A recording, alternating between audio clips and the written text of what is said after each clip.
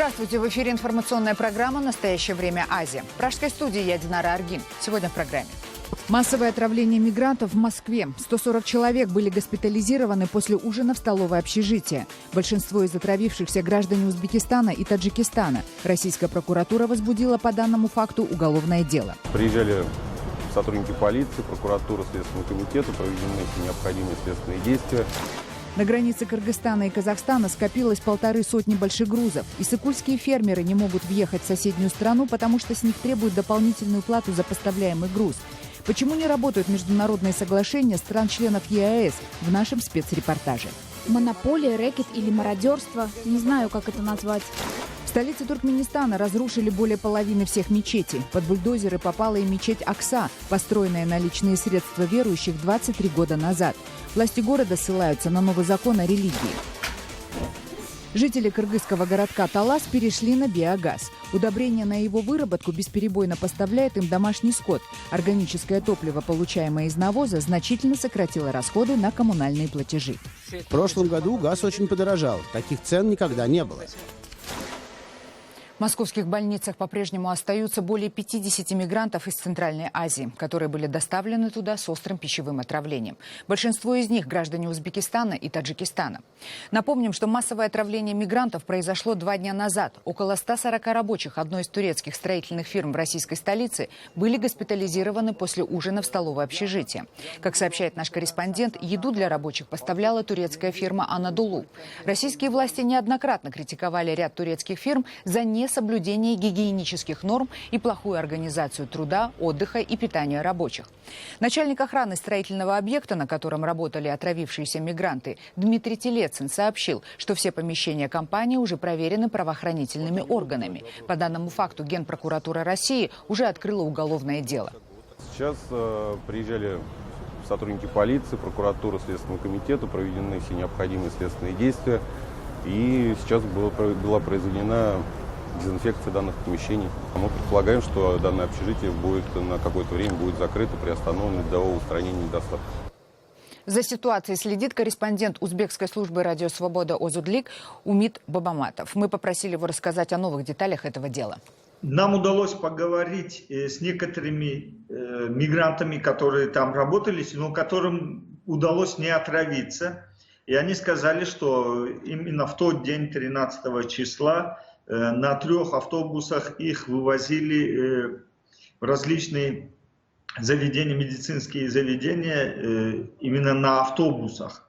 И их было действительно более 100 человек. Из них 80 человек отпустили после небольших процедур, а 58 человек действительно в более тяжелом и среднем состоянии попали в больницы. И, насколько нам известно, сейчас уже стали отпускать и более средних, тех, которые чуть-чуть нормально себя чувствуют, но около 50 человек до сих пор остаются в больницах Москвы с отравлением. Симптомы, чистые симптомы отравления, тошнота, рвота. Как рассказал один из свидетелей этого события, некоторые ребята теряли сознание, и их пришлось увозить на носилках. И большая часть ребят, которые были эвакуированы, экспертиза выявила, что да, действительно отравились они пюре и курицей. Их попросили, чтобы они сказали, что якобы они эту курицу, которой отравились, купили в местном гипермаркете «Ашан». А другим было сказано, якобы они отравились шаурмой, которую они купили на рынке поблизости от метро «Молодежное». Так сказал мне этот парень, с которым мне удалось поговорить. Якобы руководство сказало, чтобы они при разговоре с журналистами или с людьми, которые будут интересоваться этим, сказали так, что они якобы сами купили эти продукты и употребили их.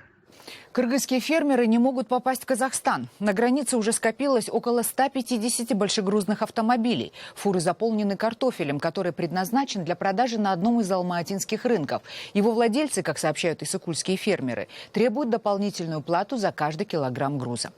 Кыргызстан год назад вступил в Евразийский экономический союз, членство в котором предполагает свободное передвижение товара через границы ЕАЭС. Но, как показывает нынешняя ситуация, межгосударственные соглашения не выполняются. Тему продолжит Джибек Бегалиева. Эту картошку Бахтияр выращивал своими руками. Потом хранил полгода, берег от заморозков и разных паразитов, а весной отборные корнеплоды фермер привез на границу продать в соседний Казахстан. Но груз его туда не пустили. Я 8 дней стою, не могу продать товар. Сейчас камазист сказал, что ему надо уезжать. Я перегрузил картошку в другой КамАЗ. Что будет, если я вообще ее не продам, не знаю. Придется в село отвезти, раздам на семена. Вот она уже прорастает. Еще несколько дней и начнет гнить. Вместе с ним прямо через дорогу от кыргызско-казахской границы теперь живут еще около 200 человек. 150 КамАЗов, груженные иссыкульским картофелем, стоят здесь уже больше 10 дней. Это наша спальня. Один на полу лежит, второй сзади. По очереди спим в постели. Тут чай и еда для водителей, лапша быстрого приготовления, сахар. Ну а что еще делать? Как я вернусь в село? Скажу, что не продал. Овощи раньше сбывали на казахский рынок Алтын-Орда. Теперь владельцы торговых точек хотят приезжать и покупать картофель напрямую. Сказали, что они дети болота Назарбаева, то есть племянники президента Нурсултана Назарбаева. Приехали на огромных джипах, вот дали визитку. Потребовали, чтобы с каждого килограмма мы платили им по 20 тенге. Если заплатим эти деньги, с чем останемся мы сами? Монополия, рэкет или мародерство, не знаю, как это назвать. Приезжают какие-то люди из Казахстана, не дают торговать. Если даже республика вошла в таможенный союз, лично я туда не попала. Тем более сейчас только хуже стало. Разгул криминала, как в 90-е. Все это, конечно, не могло не повлиять на цены в Казахстане. Кыргызский картофель на рынке Алтын-Орда стоит теперь дороже, чем раньше. Вместе с ним поднялась цена и на местную картошку. Объяснить, почему так происходит, продавцы не могут. Кому принадлежит рынок, все из них знают и за камерой говорят, терять рабочие места никому не хочется. Тем более подорожавший товар казахстанцы все равно покупают, в то время как сотни тонн дешевых овощей пропадает по ту сторону границы, вроде как единого экономического пространства. Джибек Бегалиева, Дмитрий Беляков, Павел Энгельгард, Азат Антымаков. Настоящее время. Бишкек, Кыргызстан. Жительницы западно-казахстанского города Уральск открыли благотворительный пункт помощи многодетным и малоимущим семьям. По словам волонтеров, поток нуждающихся постоянно растет. За помощью уже обращаются не только местные, но и жители отдаленных поселков. Репортаж Саната Урналиева. В Уральске Западно-Казахстанской области волонтеры открыли благотворительную лавку для многодетных и малоимущих семей. Здесь люди могут безвозмездно взять вещи, игрушки и предметы быта. Идея бесплатной лавки возникла у двух местных девушек. Сначала они развозили вещи и продукты по домам нуждающихся, а затем открыли благотворительный пункт, куда можно не только прийти за помощью, но и пожертвовать свои вещи. Меньше чем за месяц в лавку за вещами обратились сотни семей. Если раньше мы могли охватить максимум 3 семьи в неделю, объехать сами, то здесь уже у нас получается с самого начала самооткрытия от 10 семей приходил, 10-15 человек за день приходил, то есть сейчас уже 20-30 семей в день приходит. В день, представляете? Это приходят те, которым нужна помощь. Просто люди, которым какие-то надо вещи взять, продукты. И также человек 20-30 приходит, приносит эти вещи. То есть поток нескончаемый, что с одной стороны, что с другой стороны. Даже не убавляются. Наталья Иванова – мать 7 детей. Ивановы живут на съемной квартире. Детского пособия зачастую не хватает на еду, не говоря об одежде, рассказывает Наталья. В благотворительной лавке многодетная мать нашла подходящую одежду для детей. Я детей одела с ног до головы, продукты нам помогают. Сейчас в наше время, в такой кризис, мне кажется, это очень хорошо. Тем более матерей много, одиночек, с детьми много кто, семьи большие. Просто тетрадка здесь будет лежать, будете приходить и смело. Лавка открыта с 10 утра до 5 вечера. С недавнего времени сюда за вещами начали приезжать из отдаленных поселков области. Санат Урналиев из Западно-Казахстанской области. В афганской провинции Кандагар приступили к сбору урожая наркотического мака. Несмотря на то, что по закону это запрещено, полиция сборщиков не задерживает. Как сообщают местные жители, такое указание дал лично президент страны. Правоохранительные органы оправдывают себя отсутствием людей и денег на борьбу с наркотрафиком. Подробности в репортаже Рейтер. Наджибуле всего 13, но вместо того, чтобы ходить в школу, он занимается сбором наркотического мака, так же, как и его 6-летний брат. Высушенный млечный сок из головок мака служит сырьем для производства опиума и героина. Изготовленные на основе маков с этого поля наркотики через некоторое время разойдутся по всему миру. Я постоянно занят сбором мака. У нас нет ни школы, ни медресе, поэтому единственное, что мне остается, помогать отцу в поле. Хаджи Джанану 60. Когда-то его родная провинция Кандагар славилась гранатами, виноградом и сливами. Но из всех культур хаджи уже много лет выбирают эти розовые цветы. Их можно продать дороже. У меня в семье 20 человек, и мне надо их всех кормить. Мы бедные люди, у нас в деревне нет ни света, ни больницы. Культивация мака в Афганистане запрещена законом, однако на деле он не работает. Хаджи Джанан рассказывает, полицейские закрывают на таких, как он, глаза с отмашки самого президента. Якобы старейшины деревни дошли до его администрации и попросили дать спокойно собрать урожай, так как в него уже вложены деньги. Чиновники, по словам кандагарца, согласились.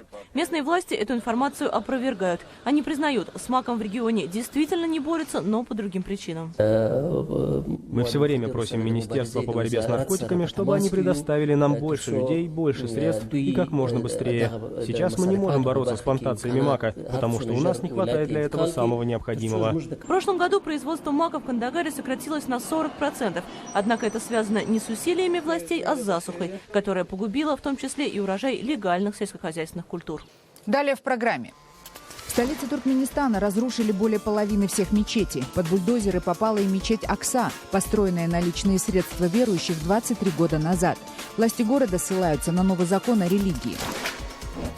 Жители кыргызского городка Талас перешли на биогаз. Удобрение на его выработку бесперебойно поставляет им домашний скот. Органическое топливо, получаемое из навоза, значительно сократило расходы на коммунальные платежи.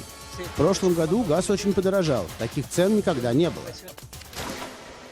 Евросоюз и ООН призывают Россию немедленно отменить решение о запрете Меджлиса в аннексированном Крыму. Об этом говорится в специальном заявлении ЕС. Также это решение Кремля осуждает и правозащитная организация Amnesty International. Решение о приостановлении деятельности Меджлиса крымских татар, не дожидаясь постановления суда, вынесла назначенный Москвой так называемый прокурор Крыма Наталья Поклонская. Она запретила Меджлису, цитирую, «вообще проводить какую-либо работу». Напомним, в Верховном суде полуострова продолжается процесс о признании Меджлиса экстремистской организацией. Его председатель Рифат Чубаров выступил с резкой критикой решения Поклонской. На своей странице в Фейсбуке он написал: Принятое решение о приостановлении деятельности Меджлиса крымских татар госпожой Поклонской, лицом незаконно выполняющим функции прокурора в условиях временно оккупированного Крыма, безусловно является изначально никчемным. Нет никаких сомнений в том, что принятие данного решения стало возможным исключительно по указке Кремля. Мы связались по телефону с национальным лидером крымско-татарского народа Мустафой Джемилевым в Киеве и попросили прокомментировать решение властей Крыма запретить Меджлис. Где-то 2500 человек попадают под действие судилища, которое сейчас устроили оккупационные власти. Если этот представительный орган называют экстремистским, соответственно, являются экстремистами и те, кто их избирал. То есть практически весь крымско-татарский народ. Они действуют традиционными для России методами запугивания, шантаж, репрессии. Для нас это тоже не ново. Мы при советской власти это проходили. Все национальное движение крымских татар за возвращение на родину и за демократизацию было запрещенным. Людей сажали. Но, тем не менее, национальное движение выжило, вернулось на родину, а Советский Союз распался.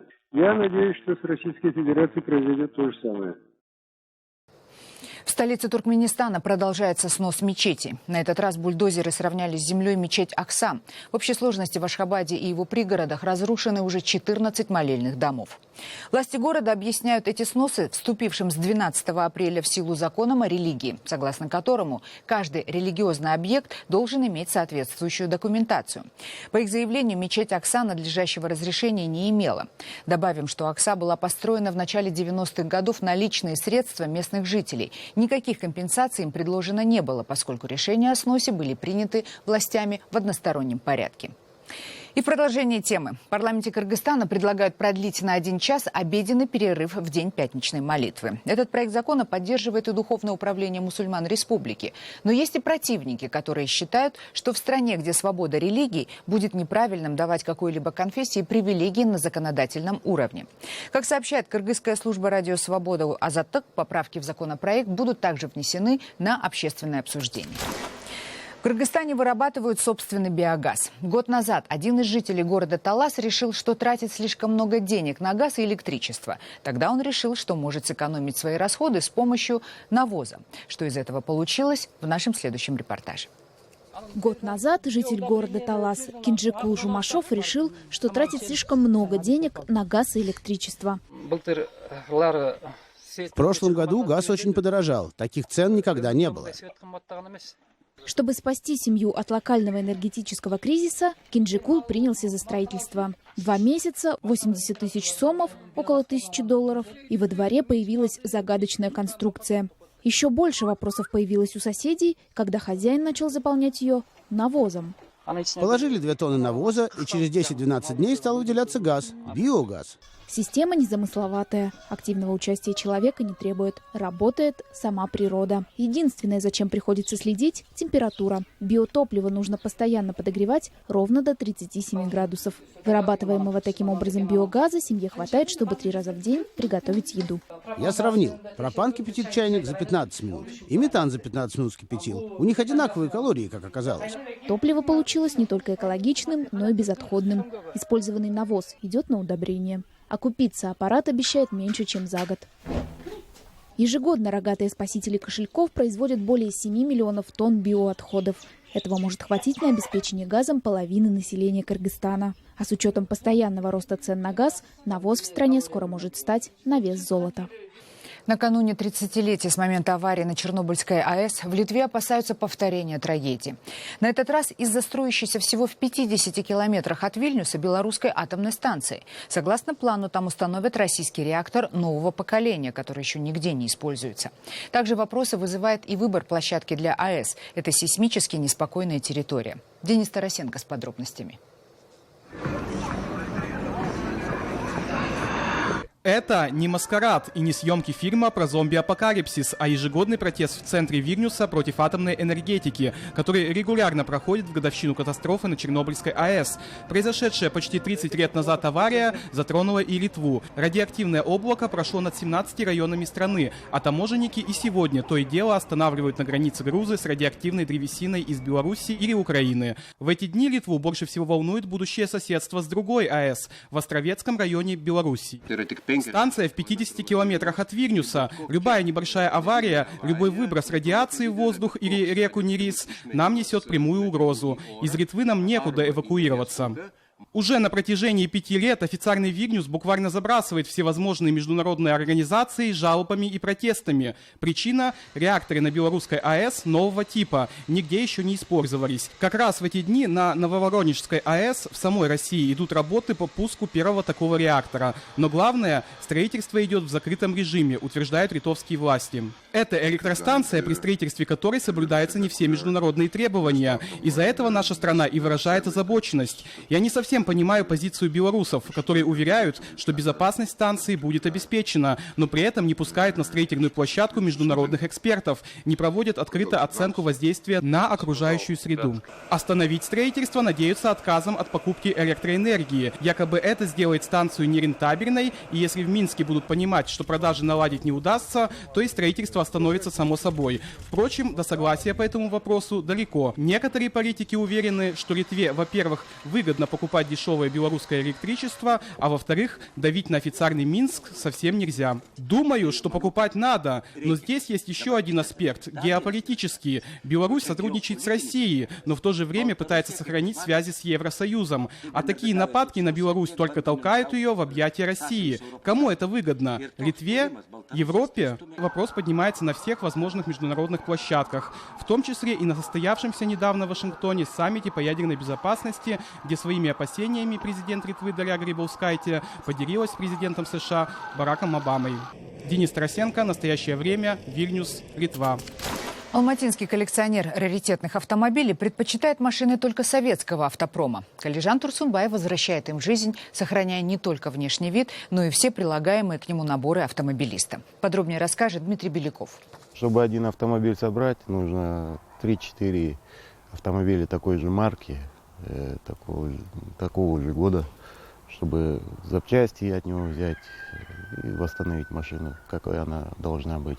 На большой территории под навесами стоят десятки советских автомобилей. Как рассказывает их владелец, алматинец Калижан Турсунбаев, часть из авто – доноры, еще часть – полностью подготовленные кузова, ожидают в своей очереди на шпаклевку, покраску и финальную сборку. Калижан Турсунбаев – необычный коллекционер. Его страсть – восстановление советских автомобилей. За 10 лет Калижану вместе с братьями и племянниками удалось вернуть к жизни более 30 автомобилей. Все сгнившие участки срезаем, выстукиваем все мятые участки, пересаживаем от доноров, где пол, где вырезаем куски, где не хватает, довариваем. В большом ангаре по соседству с мастерской находится уже завершенная часть коллекции. Блестящие машины выстроены по секциям, большая часть из них восстановлена руками Калижана, хотя есть в их числе и очень удачные покупки. У этой машины пробег 30 тысяч километров, 27 800. На ней, да, на ней профессор ездил. Ну, так как государство выделило ему машину, свою машину он не гонял, поэтому стояла в гараже. Есть в коллекции абсолютно уникальные экземпляры. Таких представительских ЗИСов было выпущено всего чуть более 2000. К примеру, в советских республиках Центральной Азии такой лимузин был только у одного человека, первого секретаря ЦК Компартии. Его вообще реально восстановить?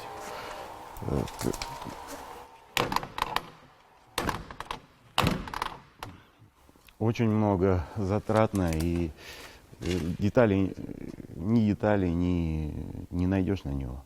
Основная гордость и своеобразный пунктик владельца коллекции Калижана Турсунбаева – полное соответствие автомобилей с их заводским техническим описанием.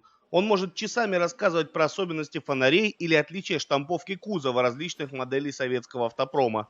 Для Калижана не существует мелочей. Бывает такое, что ему приходится приобретать еще один автомобиль-донор ради какой-то недостающей детали. Ну вот комплектация автомобиля, как она раньше была. Может, кто-нибудь помнит, резиновые ведра раньше были. Аптечка, наборы ключей. Все как автомобиль комплектовался, так и пытаемся комплектовать. Коллекция для Калижана – частичка души. Автомобили не продаются и не сдаются в аренду. Как он сам говорит, повторить его опыт в Центральной Азии навряд ли возможно, потому что все более-менее стоящие экземпляры уже стоят в этом ангаре. Память